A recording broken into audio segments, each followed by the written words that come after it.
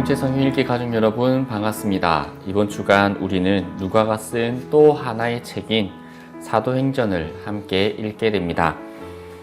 사도행전은 신약의 5번째 책으로 흔히 사도들의 행적이라고 부르지 않고 성령의 행적이라고 부릅니다. 왜냐하면 이 책은 단순히 몇몇 사도들의 행적을 기록한 것이 아니라 성령께서 어떻게 교회를 세우시고 그리고 하나님 나라의 복음을 세상 끝까지 확장하셨는지를 보여주기 때문입니다.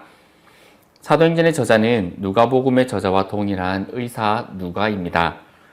누가는 바울의 동역자였으며 역사와 사건을 꼼꼼하게 기록하는 성품을 가진 사람이었습니다.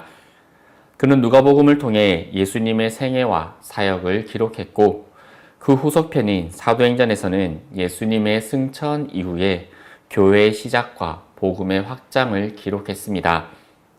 그래서 누가복음과 사도행전은 사실상 두 권의 책으로 된 하나의 역사서라고 볼 수 있습니다. 수신자는 데오빌로 가카라는 인물인데 실제로 신앙의 후원자였을 가능성도 있고 혹은 이름의 의미처럼 하나님을 사랑하는 자라는 상징적인 의미일 수도 있습니다.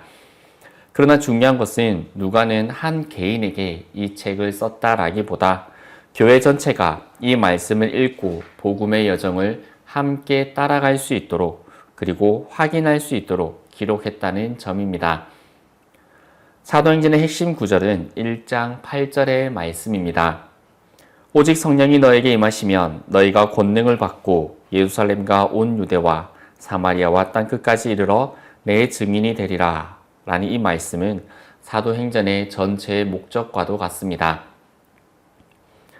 1장에서 7장은 예루살렘에서 일어난 사건들을 기록하고 있고 8장에서 12장까지는 유대와 사마리아로 확장된 복음을 보여주며 13장부터 28장까지는 바울을 중심으로 한 이방 선교, 곧 땅의 끝까지 이르게 되는 바로 복음의 확장 여정을 보여줍니다. 먼저 1장에서 7장은 예루살렘 교회의 이야기입니다.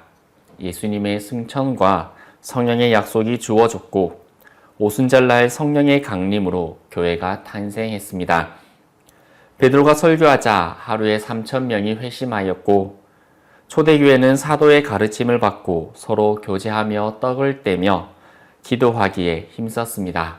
그러나 동시에 박해가 시작되었고 스데반이 순교하게 됩니다.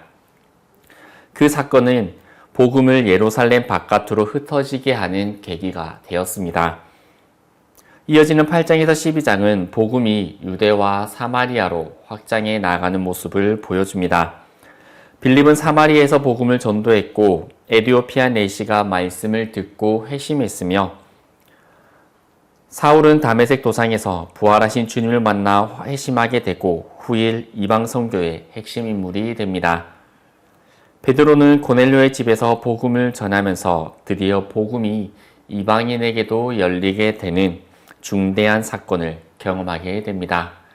교회의 경계가 유대인 공동체에서 이방인으로까지 넓혀지게 된 것입니다. 13장에서 마지막 28장까지는 바울의 사역이 중심이 됩니다. 바울은 3차례의 선교 여행을 통해서 여러 도시에 복음을 전했고 에베소와 고린도, 빌립보와 같은 주요 도시마다 교회가 세워지게 됩니다. 그는 수많은 박해와 감옥 생활을 겪었지만 복음은 결코 멈추지 않았습니다. 사도행전은 바울이 로마에 이르러 담대히 복음을 전하는 모습으로 끝이 납니다. 흥미로운 것은 이 책이 열린 결말로 끝난다라는 것입니다.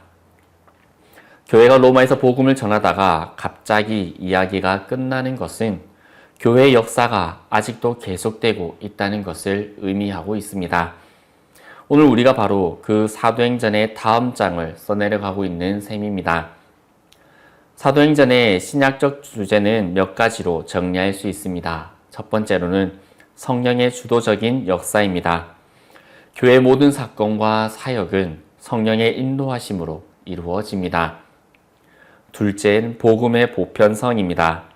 유대인과 사마리아인 그리고 이방인 모두에게 복음이 열려 있습니다. 셋째는 고난 속의 성장입니다.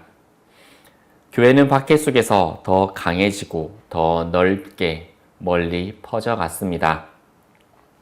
넷째는 증인의 사명입니다.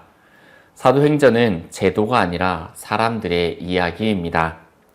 예수의 증인으로 부름받은 사람들이 어떻게 복음을 전했는지를 보여줍니다. 사도행전은 단순한 역사책이 아니라 교회의 선교적 정체성을 드러내는 책입니다. 성령께서 주도하시고 복음은 경계를 넘어 확장되며 고난 속에서도 교회는 증인의 사명을 감당합니다. 그래서 우리가 공동체 성경 읽기를 하면서 사도행전을 읽을 때에는 당신의 교회가 어떻게 성령의 인도하심을 따라 움직였는가를 보는 동시에 오늘 우리는 성령의 인도하심으로 우리의 교회는 어떤 모습으로 사도행전의 그 다음 장을 써내려가고 있는가라는 질문을 던져야 할 것입니다. 사도행전은 성령께서 교회를 세우시고 복음을 예루살렘에서 시작하여 땅끝까지 확장하신 역사를 보여줍니다.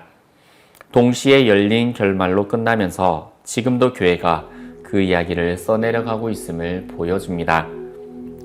그러므로 이번 한 주간 사도행전을 읽으면서 하나님께서는 지금도 우리를 통해 복음의 역사를 이루어 가신다라는 것을 기억하고 우리 각자의 자리에서 하나님의 복음의 역사를 써내려가는 증인의 삶을 살아가기를 바랍니다.